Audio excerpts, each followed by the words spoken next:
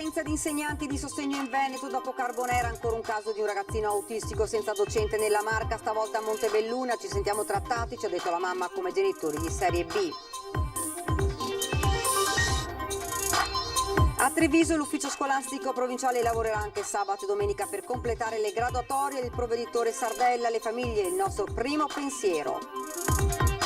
In pochi giorni ha terrorizzato cittadini e commercianti di Padova, 4 spaccati in meno di una settimana e un'aggressione a colpi di bottiglia, arrestato dalla polizia un 38enne marocchino. Comitato Ordine Pubblico e Sicurezza Vicenza, dopo il brutale pestaggio di un anziano testimoniato da un video shock, è previsto un aumento dei controlli. 4 anni fa trascinò una ragazza veneziana in un casolare di Padova e la violentò, arrestato dai carabinieri, tunisino latitante.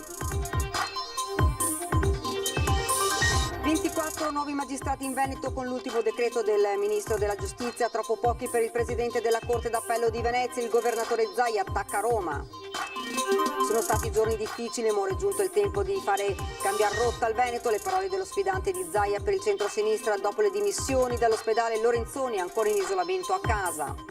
Dopo molte vicissitudini dovute anche all'epidemia, arriva nelle sale l'atteso film su San Leopoldo Mandic, scritto e prodotto e diretto dal regista padovano Antonello Belluco. Buonasera, ben ritrovati, edizione regionale dei nostri notiziari. Dunque l'avete sentito dai titoli, l'allarme carenza di insegnanti di sostegno in Veneto, ancora un caso di un ragazzino autistico senza insegnante di sostegno. A contattarci questa volta una mamma di Montebelluna con un figlio di 12 anni.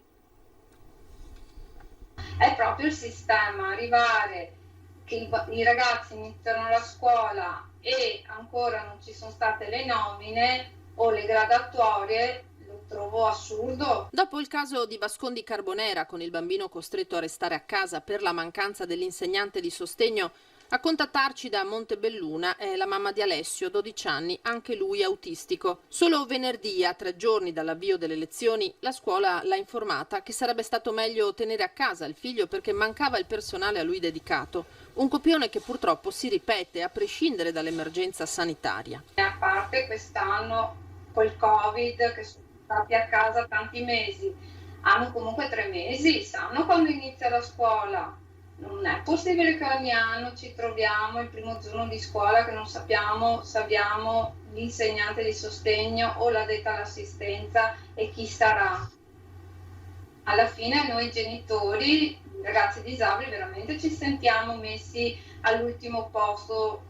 Alessio a scuola ci è andato lo stesso, anche se con un orario ridotto. La mamma, single e lavoratrice, non aveva scelta, ma ogni giorno è un'incognita, con tutte le conseguenze che ha per un ragazzino autistico doversi adattare di continuo a nuove figure di riferimento. Con mio figlio fanno tappabuchi i vari insegnanti, quando addirittura mi hanno detto che forse domani mattina la prima ora sarà da solo in classe. E io cosa faccio? Lo tengo a casa la prima, cioè è assurdo. Io non do la colpa all'istituto, alla mia scuola, do la colpa al sistema. Noi che abbiamo figli disabili, ribadisce la mamma, ci sentiamo trattati come genitori di serie B. Questa non è una scuola, non è un'istruzione. Alla fine loro hanno dei diritti e devono, cioè giustamente bisogna pensare a loro. Nella Marca, dove gli alunni disabili sono 300 in più dell'anno scorso, l'ufficio scolastico provinciale lavorerà anche sabato e domenica per completare le graduatorie.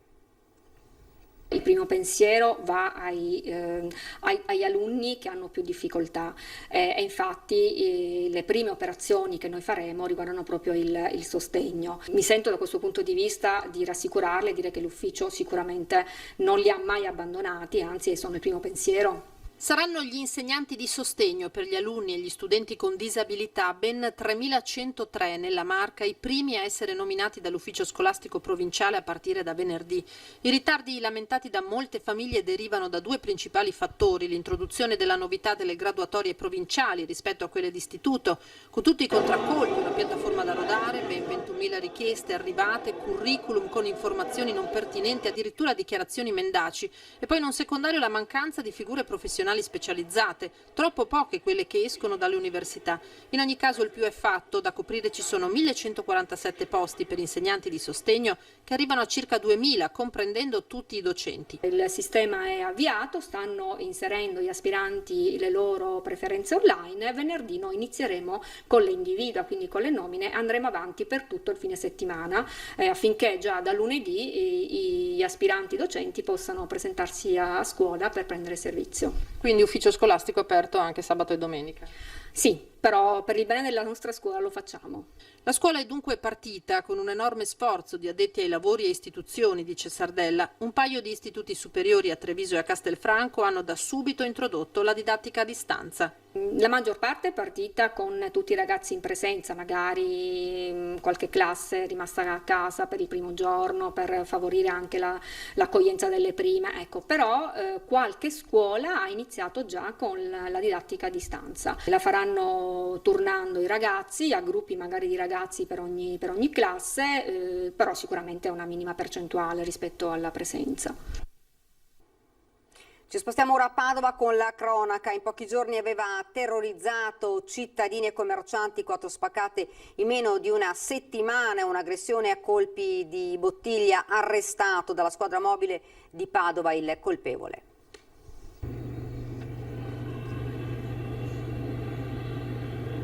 Sfonda la vetrina colpendola con la schiena e il sedere, poi entra, arraffa il denaro e scappa. Un copione recitato almeno altre 3 volte nei giorni precedenti e antecedenti a queste immagini che mortalano il colpo in una pizzeria di via San Fermo a Padova il 12 settembre. 2 giorni prima, eccolo ripreso mentre svuota la cassa di una gelateria di via Altinate. È lui il responsabile delle numerose spaccate che hanno messo in agitazione i commercianti del centro storico di Padova.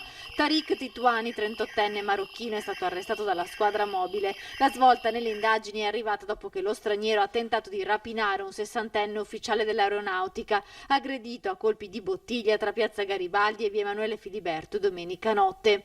La notte prima gli agenti delle volanti lo avevano denunciato mentre si stava liberando di un grosso tubo metallico in zona Ponte Vigo d'Arzare. Diciamo che ci si è mossi da dei sospetti, dai meri sospetti, per poi man mano arrivare a delle certezze, quindi a dei riscontri ricavati anche per fortuna dalla collaborazione di vittime e alcuni testimoni che hanno avuto modo di assistere ad alcuni degli episodi. La testimonianza del 60enne ferito nel tentativo di rapina, i racconti di altri cittadini che lo avevano notato le sere delle spaccate vicino ai negozi presi di mira e soprattutto le immagini delle telecamere di videosorveglianza lo hanno incastrato definitivamente. Il 38enne marocchino è stato arrestato con l'accusa di tentata rapina aggravata e denunciato per 4 spaccate. Oltre ai furti nella gelateria di via Altinate e nella pizzeria di via San Fermo, lo straniero è accusato di aver razziato lo scorso 13 settembre un bar a Ponte Vigo d'Arzare e 2 sere dopo un negozio cinese di via Valeri.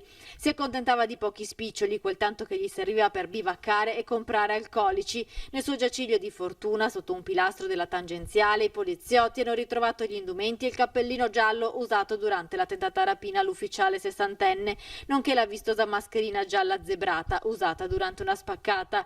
Il 38enne marocchino era stato espulso nel 2016. Nel febbraio di quest'anno era stato nuovamente controllato a Padova, ma non essendoci posti nei centri di permanenza temporanea era rimasto a piede libero. Tolleranza zero contro chi delinque. Dopo il pestaggio dell'anziano in piazza Mercato Nuovo a Vicenza, deciso dal Comitato per l'Ordine Pubblico e la Sicurezza un rafforzamento dei controlli. Intanto il Comune riorganizza il comando della Polizia Locale. Tolleranza zero. Il grave episodio accaduto in piazza Mercato Nuovo a Vicenza con il pestaggio di un anziano intervenuto per difendere una ragazza lascia attoniti. Il video girato da un residente che ha avvisato il 113 e che immortala l'aggressione ha fatto il giro del web. Residenti e commercianti hanno affidato al sindaco le loro richieste da portare al Comitato per l'Ordine Pubblico e la Sicurezza riunitosi in giornata. Le avevamo già portate in passato, le abbiamo reiterate. Il caso di ieri è un caso gravissimo che abbiamo naturalmente condannato. E se ieri è stato il tempo della solidarietà e della vicinanza alla vittima, oggi è il momento dell'azione. Abbiamo definito tutta una serie di interventi, abbiamo l'intenzione tutti di rafforzare il controllo sulla zona. Non nascondo che comunque gli strumenti per quanto riguarda la polizia locale sono spuntati, però siamo disponibili a controllare in maniera massiccia il territorio con tutti gli strumenti che sono a disposizione oggi. Mercato Nuovo peraltro è già da tempo rientrato nelle attenzioni dei servizi di controllo coordinato del territorio in città e dopo questo episodio diciamo che lo diventerà ulteriormente. Se i controlli vengono rafforzati non è tollerata però la giustizia fai da te. Chi dovesse porsi in condizioni del genere sappia che comunque stiamo parlando di attività contra legge ma che verrebbe trattata nello stesso modo in cui poi ci si è comportato nei confronti di quel criminale che ha sferrato quel calcio terribile a questo povero anziano. Ancora una volta importante è stata la collaborazione dei cittadini del controllo di vicinato che ora l'amministrazione dopo 9 mesi di sperimentazione e 150 segnalazioni è pronta ad ampliare ad altri quartieri. Stiamo lavorando per portarlo in un'assemblea tra qualche giorno che vedrà l'estensione del controllo di vicinato a Parco Città e alla zona di San Biagio, che è stata oggetto anche quella di presenze di persone, di sbandati. Sicurezza è la parola d'ordine. In attesa che nuovi 10 vigili entrino effettivamente in servizio, l'amministrazione riorganizza il comando della polizia locale in 3 macro aree: amministrativa, comando e soprattutto una dedicata alla sicurezza. Oltre al NOS ci sarà naturalmente tutte le pattuglie antidegrado, il coordinamento delle pattuglie, tutta la parte dell'antidroga, la parte dell'unità cinofila che viene introdotta peraltro, questo è l'altro provvedimento che facciamo, con una modifica del regolamento di polizia, del corpo di polizia, dove introduciamo appunto anche l'unità cinofila. Risposte e azioni alla richiesta di sicurezza di residenti e commercianti anche di piazza Mercato Nuovo. Continuiamo con la cronaca. Condannato in via definitiva per uno stupro di 4 anni fa, scovato dai carabinieri il latitante tunisino. 4 anni fa aveva violentato una ragazza di 23 anni abbandonandola in un capannone degradato vicino alla stazione di Padova. Ora i carabinieri della stazione radiomobile della compagnia di Padova hanno ritrovato Youssin Soulian, 30enne tunisino, che dovrà scontare 7 anni, 2 mesi e 2 giorni per quel reato. Il 25 luglio del 2016 l'uomo, in compagnia di un connazionale mai identificato, aveva avvicinato una ragazza originaria della provincia di Venezia con una scusa. Dopo che la ragazza si era voltata per andarsene, i due l'avevano afferrata, trascinata e portata in un casolare abbandonato, dove hanno ripetutamente abusato di lei. L'uomo era stato subito rintracciato dopo la denuncia della giovane. La condanna ora è definitiva, ma il 30enne ha fatto perdere le sue tracce. Oggi i militari dell'Arma l'hanno scovato e portato alla casa circondariale di Padova, dove sconterà la sua pena. 600 nuovi magistrati con il decreto firmato dal Ministro della Giustizia per far fronte all'emergenza post-Covid, ma in Veneto ne arrivano solo 24 ed è polemica. Una giustizia non opportunamente rimpinguata di organico è una giustizia che non rende più competitivo il Veneto. Si deve riconoscere al Veneto questo gap di competitività. Il grido d'allarme risuona ancora una volta dal Veneto delle toghe mancanti, perché se è vero che da 20 anni non si vedeva uno schieramento di nuovi magistrati sul territorio italiano, 600 in un colpo solo con il decreto firmato dal ministro Bonafede, è altrettanto vero che la sua distribuzione penalizza, secondo la più alta istituzione della giustizia in Veneto, proprio la nostra regione. L'amarezza e la preoccupazione sono della Presidente della Corte d'Appello di Venezia, Ines Maria Luisa Marini, che ha parlato di occasione mancata. 24 i nuovi magistrati assegnati, 11 in Corte d'Appello, 2 alla Procura Generale, 1 al Tribunale per i minorenni di Venezia, 1 alla Procura per i minori. Un nuovo giudice a testa in organico anche per i tribunali di Verona, Padova, Treviso, Venezia, Verona e Vicenza. Un pubblico ministero in più in ogni procura a Treviso, Venezia, Verona e Vicenza. Non bastano però, secondo la Presidente Marini, per un territorio che richiede necessità enormi. Ce ne volevano almeno 20 in più. Condivido appieno l'ulteriore appello della Presidente Marini e lo sostengo, al punto tale che noi diamo personale proprio in aiuto della Regione, ma non abbiamo i magistrati. Per Zaia troppi appelli al governo andate a vuoto. Se ne strafrega di un territorio come quello veneto che produce ogni anno 150 miliardi di PIL, ha 600.000 partite IVA e avrebbe il diritto di avere una giustizia efficiente, non con tempi da preistoria che sono dichiaratamente fuori dal mercato. Intanto sul fronte voto il governatore lancia un appello agli elettori contro le paure da Covid. Voglio rassicurare tutti sulla qualità della sanificazione dei seggi elettorali, sulle norme di controllo, sul fatto che abbiamo fatto fare i test a tutti gli scrutatori, per cui dico a tutti andate con totale e piena tranquillità.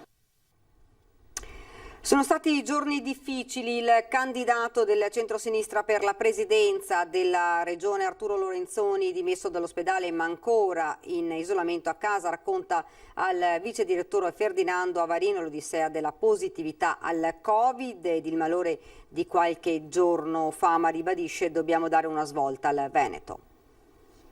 Lorenzoni, bentornato a casa. Grazie davvero a lei, grazie a tutti quelli che mi hanno manifestato affetto in questi giorni, è stata veramente un'ondata che mi ha fatto piacere. Queste le parole di Arturo Lorenzoni nella sua prima intervista via Skype rilasciata alla nostra emittente subito dopo le dimissioni dal reparto malattie infettive dell'ospedale di Padova. Le sue condizioni di salute sono complessivamente buone, anche se il tampone è risultato ancora positivo. Per questa ragione Lorenzoni è tenuto all'isolamento domestico sino al secondo tampone negativo. In verità è stato pesante. È stato pesante perché per fortuna a livello polmonare io non ho avuto complicazioni particolari, ma questa febbre persistente e questo senso di spossatezza veramente toglieva un po' la fiducia, toglieva la capacità di reazione. Poi per fortuna insomma i farmaci e le cure dei medici hanno fatto effetto e oggi sto molto meglio. Dunque Lorenzoni potrebbe votare da casa domenica, visto che deve attendere 2 tamponi negativi prima di concludere l'isolamento. Al fine di accelerare il processo, i medici hanno suggerito a Lorenzoni riposo nei prossimi giorni, ma il candidato per il centro-sinistra assicura che virtualmente sarà presente negli ultimi giorni di campagna elettorale attraverso i candidati delle sue liste. Mi hanno raccomandato la prudenza e il riposo, per cui non posso, diciamo così, spendermi quanto vorrei, ma cerco di essere comunque presente. Per me è importantissimo veramente far capire le motivazioni che mi hanno spinto a fare questo progetto con le liste che mi sostengono e far capire quanto sia importante per il Veneto dare una discontinuità rispetto a una gestione che è troppo piattita su una gestione delle cose ordinarie. Abbiamo bisogno di riprendere in mano i nostri investimenti, abbiamo bisogno di utilizzare bene questo periodo. Ed ora ci fermiamo un attimo, c'è la pubblicità.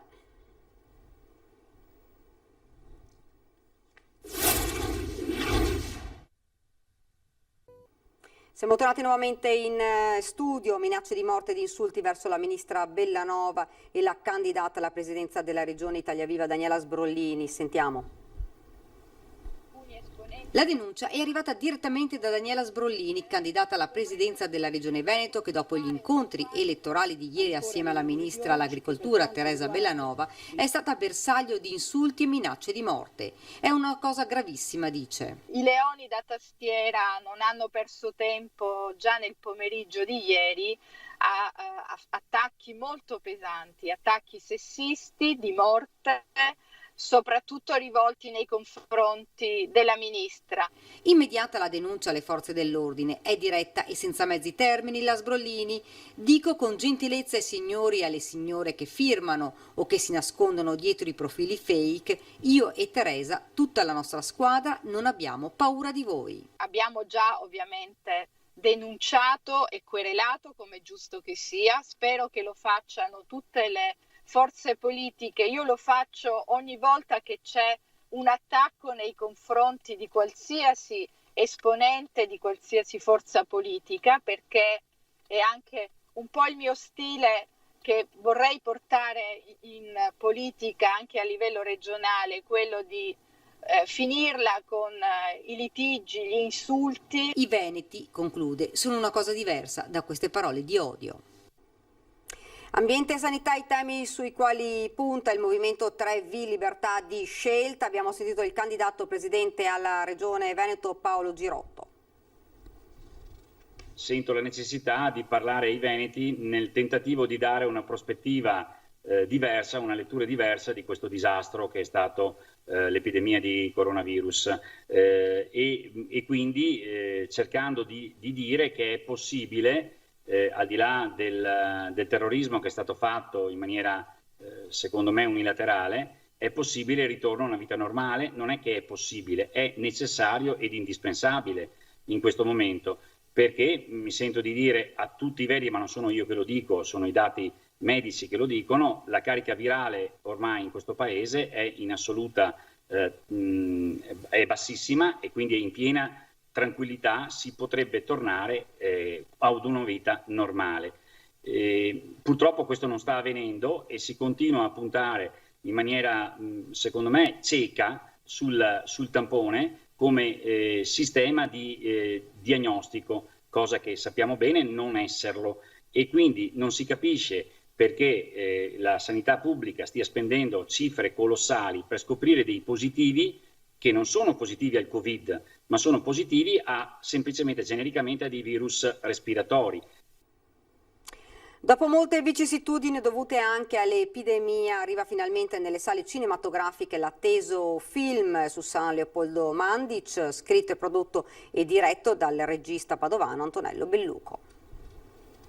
Era definito l'umile ministro del perdono, era minuto, camminava col bastone, ma le sue parole avevano la forza del conforto, dello sprone, e lui non si risparmiava. San Leopoldo Mandic arriva al cinema nel lungometraggio On My Shoulders, sulle mie spalle, scritto, diretto e prodotto dal padovano Antonello Belluco. Abitavo a ridosso del convento dei frati Cappuccini, abitavo in via dei Cappuccini, mia nonna era profuga fiumana, quindi legatissima al padre Leopoldo, quindi avevo questo ricordo da bambino che frequentavo spesso il luogo, il santuario, adesso l'attuale santuario. Ma al di là di questo, quasi che ho voluto fare un completamento da quello che è stato Antonio Guerriero di Dio, cioè un film biografico, quello che non è un film biografico, ma è la vita di molte persone che hanno vissuto una crisi fortissima, una crisi attuale alla nostra pandemia, quindi è un film estremamente attuale dove Leopoldo entra nella vita di questi personaggi. Padre Leopoldo, come ancora lo chiamano i padovani, è Paolo De Vito, che ha raccontato da ateo il suo coinvolgimento emotivo e professionale nella produzione.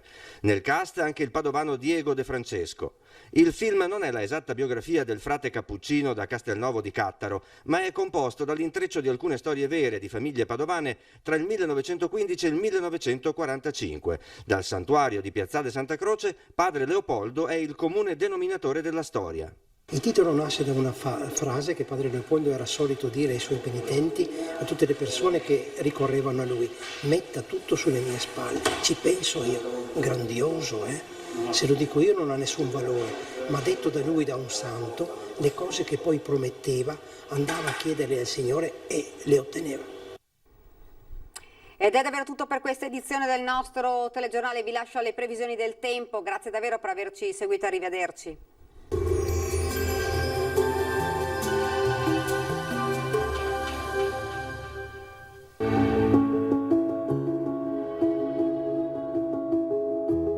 Ad accogliervi sarà Conegliano. Bentrovati al meteo. Moderata alta pressione sul nostro territorio dove prevale ancora il bel tempo. Il dettaglio di giovedì 17 settembre. Sul Veneto, sulle zone montane, tempo leggermente variabile con spazi di sereno alternati a nubi sparse, soprattutto a partire dalle ore centrali. Sulle zone pianeggianti ampio soleggiamento, cielo da sereno a poco nuvoloso. Temperature in lieve aumento, minime fino a 20 gradi, massime invece tra 27 e 33 gradi all'incirca. Ci spostiamo ora sul Friuli Venezia Giulia, dove avremo sostanzialmente la stessa situazione con tanto sole su tutti i settori. Al pomeriggio addensamenti sui rilievi e locali piogge. Temperature minime tra 18 e 21 gradi, massime sui 30-31. Infine uno sguardo alla situazione del Trentino Alto Adige, sempre soleggiato anche qui, col passare delle ore occasionali acquazzoni un po' su tutti i settori. Temperature minime sui 15-16 gradi, massime sui 28 gradi all'incirca. Dal meteo di Antenna 3 per ora è tutto, grazie per l'attenzione, arrivederci.